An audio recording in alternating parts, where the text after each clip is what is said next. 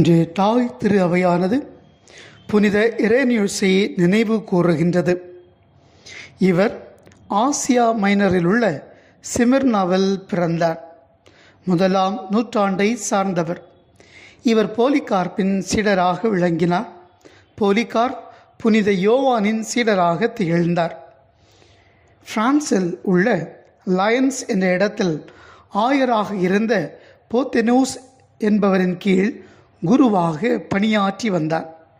அந்த காலகட்டத்தில் கிறிஸ்தவர்களுக்கு எதிரான வேத கலாபனைகள் பல நடைபெற்றது. அதில் ஆயர் போத்தெனூஸ் கொல்லப்பட்டார். அதன் பிறகு இரேனியூஸ் லயன்ஸ் நகரின் ஆயராக ஏற்படுத்தப்பட்டார்.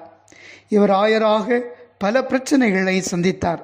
குறிப்பாக தப்பறை கொள்கைகளுக்கு எதிராக குரல் கொடுத்தார். சிறப்பாக நாஸ்டிசம் கொள்கைக்கு எதிராக குரல் கொடுத்தார். அந்த தப்பறை கொள்கைக்கு முற்றுப்புள்ளி வைத்தார். இப்போது இறை நம்பிக்கையில் மக்கள் மீட்பு பெற பல வழிகளை வகுத்தார். அப்போது நடந்த வேத கலாபனையில் மன்னன் செப்டிமோஸ் செவரேஸ் இவரை கொன்றார். இரத்தம் சிந்தி மறைசாட்சியாக இயேசுக்காக தன்னை கையளித்தார். நாமும் இறைப்பணியில் நம்மை அர்ப்பணிப்போம். இறையருளை பெறுவோம்.